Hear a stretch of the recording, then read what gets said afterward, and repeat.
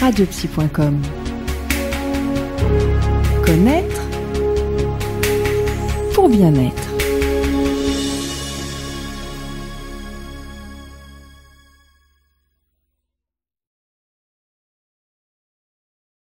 Donc bonjour Sébastien Carpentier, nous nous sommes déjà rencontrés pour une interview où vous avez apporté ce que vous pouvez être, ce qui vous a amené à faire les études que vous avez faites.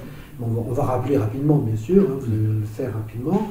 Et nous allons aujourd'hui parler de votre ouvrage qui a été édité il y a maintenant un an, peut-être un peu moins. C'était en octobre. Voilà, aux éditions Buenos Books International, avec le titre Délinquance juvénile et discrimination sexuelle. Alors, vous allez nous parler de tout ça, bien sûr. Qu'est-ce qui a fait que, parmi les questions auxquelles vous pourrez apporter, non pas des réponses, mais en tout cas des idées et ce que vous avez envie d'apporter, pourquoi est-ce que vous avez choisi de prendre un travail universitaire et de le faire éditer comme un livre, plutôt que d'avoir laissé votre travail, d'avoir pris plutôt votre travail universitaire comme point de départ d'un ouvrage, peut-être que vous l'avez fait déjà, peut-être que vous êtes en train de le faire, c'est possible. Hein, vous allez nous expliquer tout ça, vous allez nous parler plutôt de tout ça. Alors, je vais vous laisser donc vous présenter pour cette émission, pour l'émission à livre ouvert, et puis ensuite nous commencerons à parler de votre livre. À vous. Donc bonjour à tous et à toutes. Donc je suis Sébastien Carpentier. Cet ouvrage Délinquance juvénile et discrimination sexuelle est le fruit d'un travail universitaire que j'ai produit l'année dernière en criminologie à Paris 2, Panthéon-Assas. Donc j'avais choisi plutôt la voie de la recherche plutôt que la voie professionnelle, puisque la voie professionnelle était destinée à faire des stages en juridiction ou dans des cabinets d'avocats ou dans des structures. Oui, il faut savoir, donc vous vous destinez à devenir magistrat. À devenir magistrat. Oui, j'ai passé le concours d'entrée à l'École nationale de la magistrature la semaine dernière. Et donc j'attends les résultats pour savoir si je passe l'oral à la rentrée. Bon, nous avons donc un futur juge là à l'antenne. Et donc ça ne m'intéressait pas vraiment de faire des stages puisque je pouvais les faire moi-même à l'extérieur. Du coup, le faire dans un cadre universitaire, c'était pas très utile. Du coup, je me suis plutôt orienté vers la recherche parce que l'idée d'écrire un mémoire me plaisait. J'adore écrire, surtout sur un sujet qui pouvait me plaire. Du coup, puisqu'on pouvait choisir son sujet, ça m'a semblé très intéressant. Et donc il y avait une liste qui était proposée de sujets et aucun m'intéressait. Et j'avais déjà une idée en tête sur la discrimination, puisque j'avais déjà milité dans des associations. Et donc j'ai proposé ce sujet à un professeur de psychopathologie de l'enfant et de l'adolescent, qui était proposé à l'université. Et tout de suite, il m'a dit d'accord, ça l'intéressait. Et donc, tout de suite, je me suis lancé dans ma recherche. Alors, comment, tout de suite, là, j'ai quand même cette question, tout de suite, immédiatement, vous avez suivi un cursus long et important en droit, et vous arrivez pour faire votre mémoire de fin d'études, c'est ça, hein, je pense que oui. C'est ça, hein, vous arrivez chez un psychologue. C'est un psychiatre. Ou un psychiatre. Oui, un psychiatre. Bon, voilà.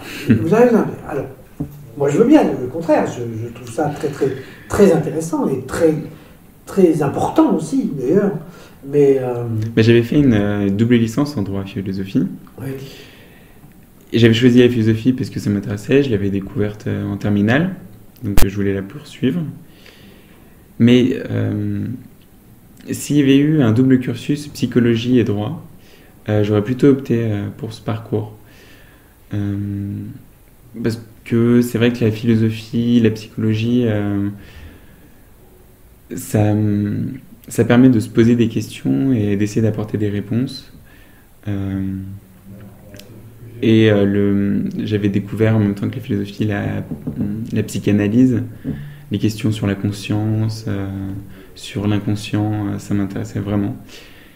Et comme en droit, on s'intéresse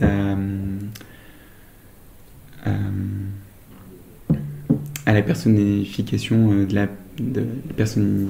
personnalisation de la peine, eh bien la psychologie m'attirait.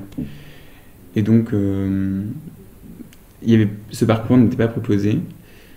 Et je me voyais mal faire 2 licences dans 2 facultés différentes.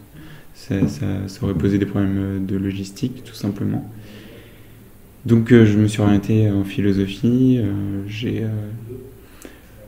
suivi des cours en philosophie de la conscience, sur l'inconscient. Et du coup, ça m'a aussi plu. Et la criminologie, ça m'est apparu comme une sorte d'évidence, puisque ça essaye de rassembler plusieurs disciplines. C'est vraiment pluridisciplinaire. Et donc, pour moi, c'était vraiment la possibilité de regrouper tout ce que j'aimais. D'accord, mais pourquoi vous avez un mémoire de droit quand même à remettre, à exposer, et vous arrivez chez un psychiatre. Donc, mais justement, comment j'ai profité de cette occasion d'être en criminologie, avec des cours différents en droit, en sociologie, en psychologie, en philosophie. Et oui, la psychopathologie de l'enfant et de l'adolescent, c'était vraiment la matière que j'attendais avec impatience. Et du coup, travailler sur la discrimination et l'adolescent, c'était une évidence de demander à un psychiatre qui s'occupait de cette question. Alors ça nous amène au titre de votre ouvrage, Délinquance juvénile et discrimination sexuelle. Alors délinquance juvénile, c'est quelque chose qui vous a interrogé pendant vos études. C'est un domaine qui vous intéresse beaucoup.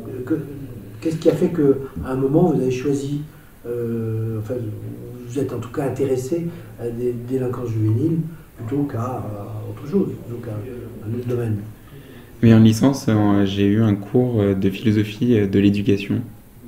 Donc vraiment l'histoire de l'éducation de l'Antiquité jusqu'à nos jours, sous l'angle philosophique. Et donc j'ai étudié Platon, Aristote, ensuite je suis passé par Erasme et Rousseau. Et donc... Nécessairement. Dirait Rousseau.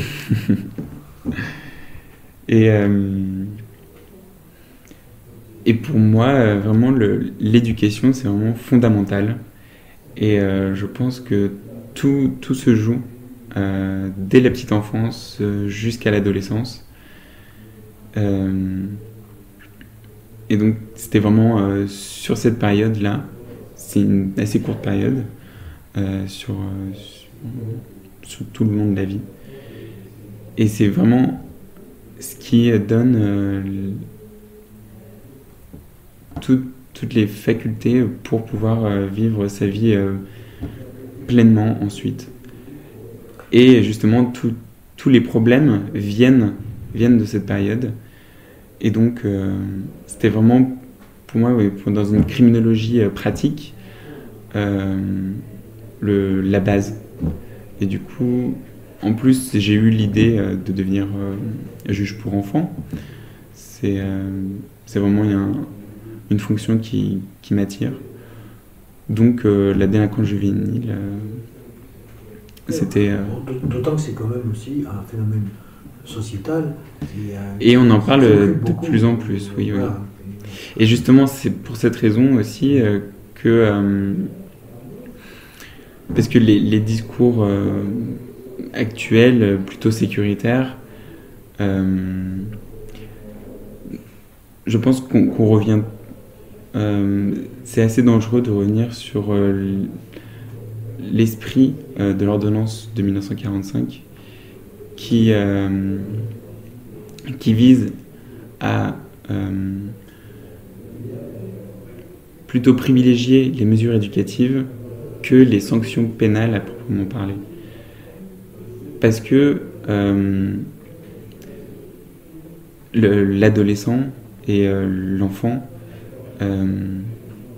ne sont pas pleinement responsables de leurs actes. Parce qu'ils sont toujours en construction. Et du coup, vouloir à tout prix punir, les enfermer, et je pense que les prisons ne sont pas la solution, la fin en soi de toute mesure d'encadrement pour pouvoir s'insérer dans une société. Le fait justement de vouloir emprisonner des jeunes ados avant l'âge de 18 ans, est-ce que ça ne remet pas en cause la loi sur la majorité ? Si. Et si. Parce que, si il y a eu des propositions. Il y a des propositions pour que la majorité commence à 16 ans. À 16 ans. Mais d'accord. Oui. Mais ceci dit, est-ce que c'est une solution ? Non, je pense on prend l'image que l'adolescent de 16 ans peut être plus grand qu'un adulte, mais dans l'esprit d'un adolescent de 16 ans, ça n'a rien à voir. La même chose que dans la tête de quelqu'un qui a 30 mais ans. On joue sur les apparences. C'est ça. Voilà. Sur une apparence plutôt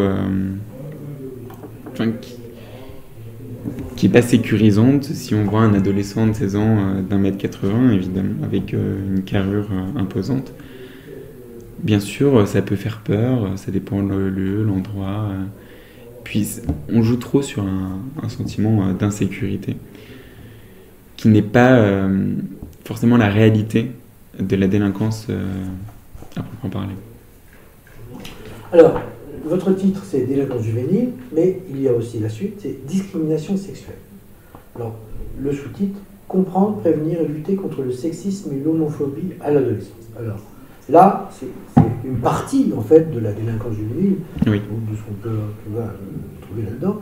Et qu'est-ce que ça comprend, qu'est-ce que ça comporte, discrimination sexuelle, qu'est-ce que vous avez décidé d'aller chercher là ? Alors souvent on entend le terme de discrimination dans le sens restrictif de créer une différence illégale. Donc là c'est le juriste qui parle. Là, on est dans la différence illégale et non pas dans la différence sociale. C'est ça. C'est le juriste qui parle. C'est surtout en droit du travail. La discrimination, c'est vraiment la discrimination à l'embauche parce qu'on crée une différence sur un critère subjectif qui n'est pas approuvé socialement et juridiquement. C'est d'ailleurs pour ça qu'il y a une loi qui l'interdit. Et pourtant, la discrimination...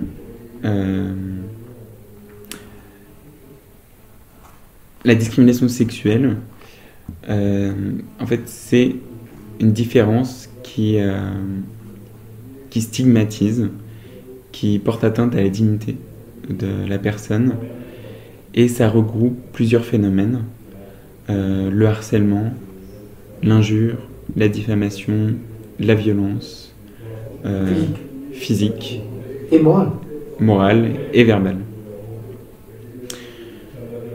Et la discrimination sexuelle comprend le sexisme, l'homophobie et les LGBT-phobies, c'est-à-dire la lesbophobie, la gayphobie, la transphobie, la biphobie, Donc tout ça, je l'ai regroupé sous ce vocable discrimination sexuelle. Et Alors lorsque vous évoquez donc, la discrimination sexuelle, il y a une section de notre ouvrage qui commence par la peur de l'autre en soi. Est-ce que vous pouvez nous dire, là, vous précisez un sentiment d'insécurité personnelle. Qu'est-ce que vous avez voulu faire ressortir, qu'est-ce que vous avez voulu nous faire entendre en tout cas? Alors la peur de l'autre en soi, c'est la peur du genre qui est opposé à celui qu'on considère être le sien. C'est vraiment un conflit psychique, identitaire à l'adolescence qui fait que ça crée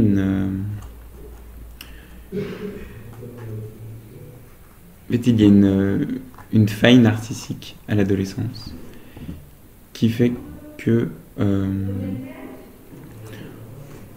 on a peur de ce qui est différent. Et le féminin, j'ai pu constater que le féminin était vraiment le genre et le sexe qui faisait peur aux adolescents garçons, parce que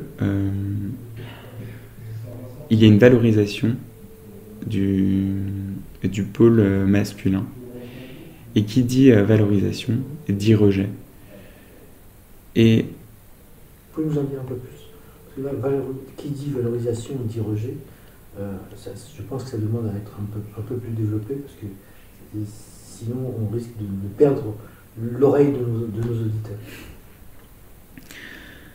Alors en fait, à chaque fois qu'on valorise quelque chose, par exemple, il y a Françoise Héritier qui a montré une anthropologue qui a montré que dans chaque société, ça fonctionnait toujours en deux pôles, l'eau, le feu,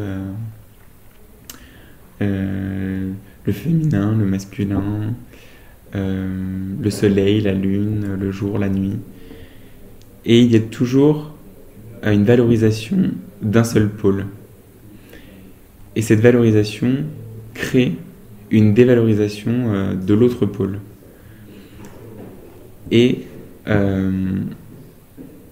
l'autre pôle dévalorisé, on le rejette et on fait tout pour l'éviter et en avoir peur. Et ça fonctionne comme ça pour la distinction féminin et masculin. Lorsque vous dites masculin et féminin, est-ce que, moi je l'entends d'une certaine façon, puisque j'ai participé à la création d'une association qui justement voulait défendre ce que je vais dire, on parlait beaucoup plus de valeurs féminines et de valeurs masculines. Nous sommes composés de valeurs féminines et de valeurs masculines. Alors, chez les hommes, les valeurs masculines sont plus présentes, mais les valeurs féminines sont là. Et chez les femmes, les valeurs féminines sont plus présentes et les valeurs masculines sont quand même là. Donc, est-ce que quand vous parlez vous dites masculin et féminin, est-ce que c'est de ça que vous évoquez, ou bien est-ce que c'est autre chose? Il y a une autre définition que vous donnez à masculin et féminin? Je vois pas quelles sont les valeurs féminines. Les valeurs, ce sont celles qui, par exemple, on dit que chez la femme, l'intuition est beaucoup plus développée que chez l'homme. C'est classé dans les valeurs féminines. Chez l'homme, une des valeurs masculines, qui est classée dans les valeurs masculines, c'est le courage. Mais ça ne veut pas dire que les femmes ne sont pas courageuses, hein, quelquefois même beaucoup plus que beaucoup d'hommes. Oui. Mais ce qu'on classe dans les valeurs masculines, c'est le courage est classé dans les valeurs masculines.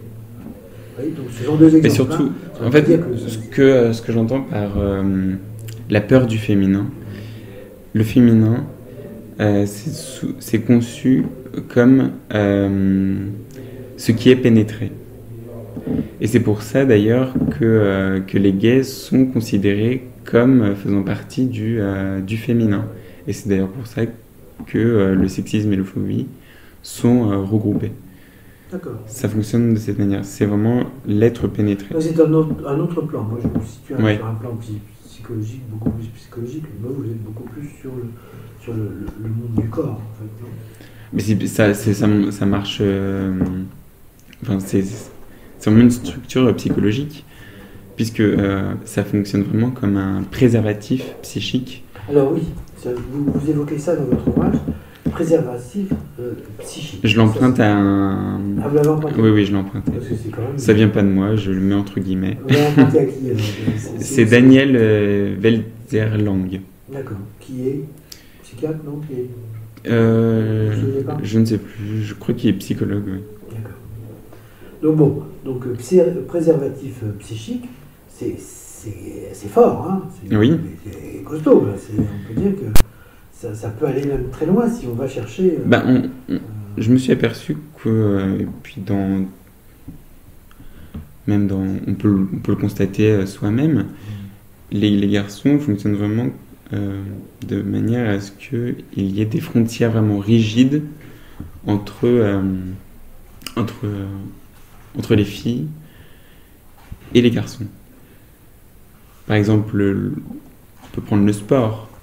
Le sport est vraiment structuré de manière à ce que le féminin soit rejeté et que la masculinité violente, sexiste et homophobe soit la valeur absolue. On peut le voir dans le football, avec toutes les déclarations récentes de footballeurs qui ont pu tenir des propos assez choquants. Sur l'homosexualité? Oui, sur l'homosexualité, sur les filles.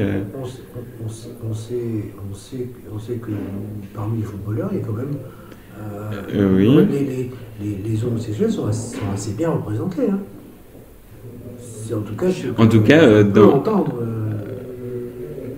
Enfin, on n'en connaît pas beaucoup. Bon, est-ce qu'on peut citer beaucoup de noms? Non, je ne peux pas citer de noms, de toute façon, c'est pas notre sujet. Mais bon, le footballeur n'est pas non plus l'image idéale du masculin. Hein. Ah bon? Je ne crois pas. Hein. Pas plus tard qu'hier, où j'entendais parler d'un match de foot qui a compté beaucoup pour les aficionados du football.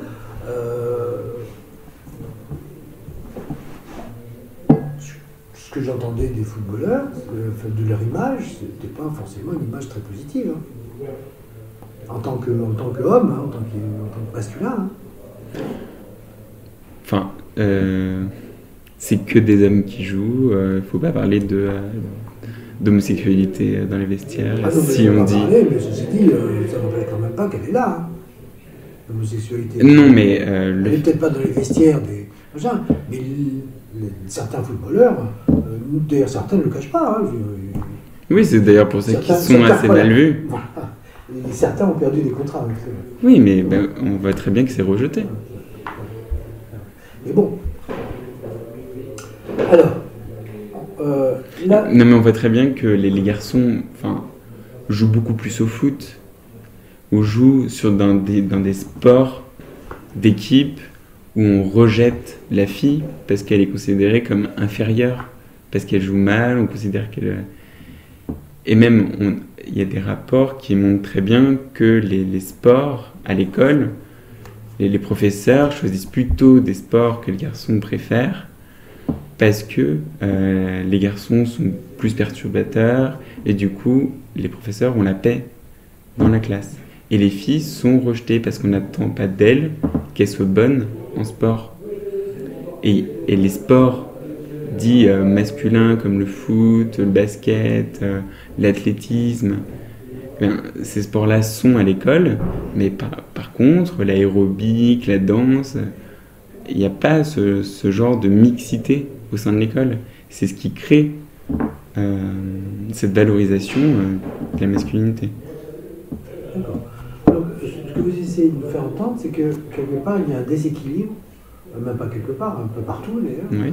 il y a un déséquilibre entre la proposition qui est faite aux garçons et la proposition éventuelle qui est faite aux filles. Oui, c'est un exemple, oui, au sport, oui. Voilà. Donc, Oui. c'est ça que je vais vous faire.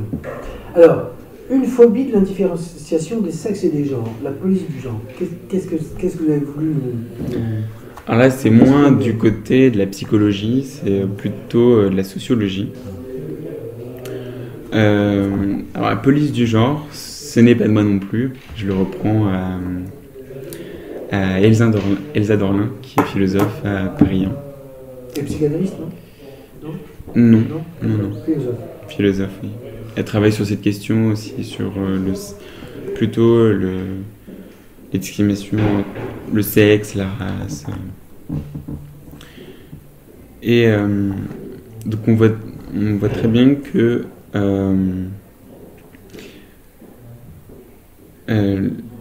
les adolescents garçons,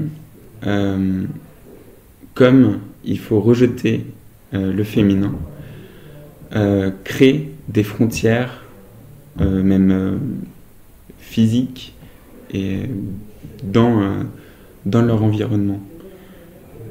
Et ils imposent le fait de... on va fonctionner par exemple. Dans les quartiers dits sensibles, la féminité est rejetée. On peut le voir par le fait qu'il y ait... que les filles doivent être avoir le moins d'attributs féminins parce que c'est rejeté. Il y a un refus comment l'expliquer ?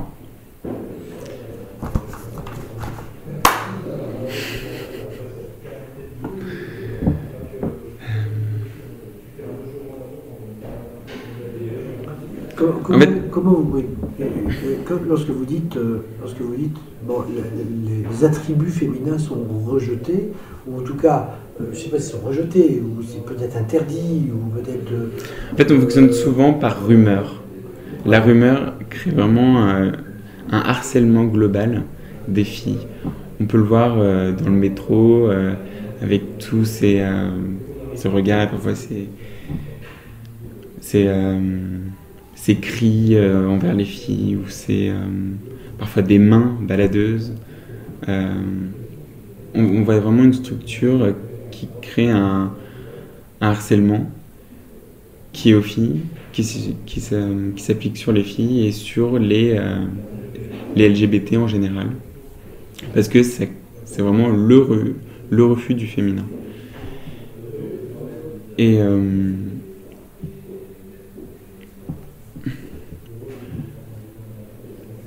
en fait, on voit très bien cette police du genre s'exercer parce qu'il y a de la résistance.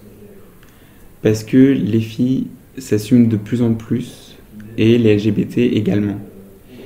Et on voit très bien que plus ça s'exprime, plus il y a de la réaction. Et donc les garçons sont de plus en plus violents. On peut voir que dans les faits, il y a moins de discrimination, mais elle est beaucoup plus violente. Elle se voit de manière plus visible. Comme par exemple, comment elle peut s'exprimer alors, cette discrimination? Par la violence verbale, l'injure, souvent. C'est d'ailleurs pour ça que beaucoup de personnes ne veulent pas se montrer. Beaucoup de couples refusent de se mettre main dans la main parce qu'il y a la peur d'être agressé.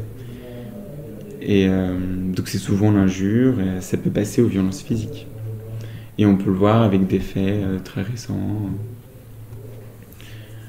Il y a eu un cas il y a 3 ou 4 ans, il y a eu une agression de groupe, vraiment une bande d'adolescents qui ont agressé une personne homosexuelle. Et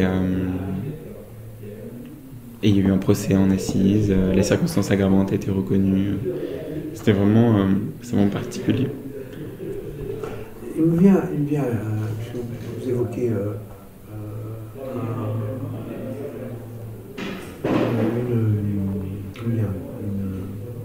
un crime, en fait, c'est un crime.